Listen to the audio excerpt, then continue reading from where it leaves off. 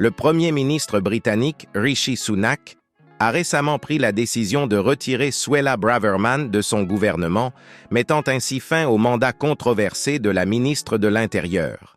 Confronté à de nombreuses critiques et controverses, notamment ses déclarations qualifiant de marche de la haine les défilés pacifiques pro-palestiniens à Londres au cours des 4 derniers week-ends, sans condamner les provocations d'extrême droite lors d'événements tels que la tentative d'accès au cénotaphe le 11 novembre, Braverman était devenue une figure trop polarisante au sein du Parti conservateur, sapant l'autorité de Sunak.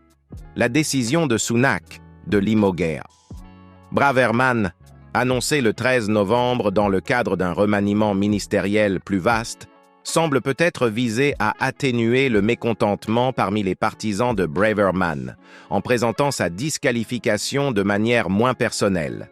Parallèlement à ce remaniement, Sunak a nommé l'ancien Premier ministre David Cameron, 2010-2016, au poste de ministre des Affaires étrangères, en remplacement de James Cleverly, qui prendra désormais la tête du ministère de l'Intérieur.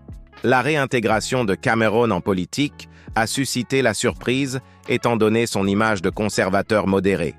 Cependant, son héritage est source de débats, principalement en raison de son rôle dans le déclenchement du Brexit. Cameron, qui avait proposé un référendum sur l'adhésion du Royaume-Uni à l'Union européenne en 2016, a été critiqué pour la victoire du Leave.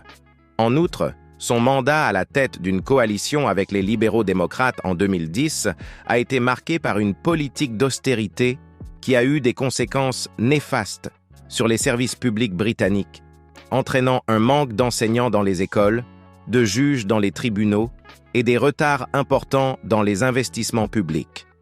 Avec près de 8 millions de personnes en attente d'une intervention médicale dans les hôpitaux publics.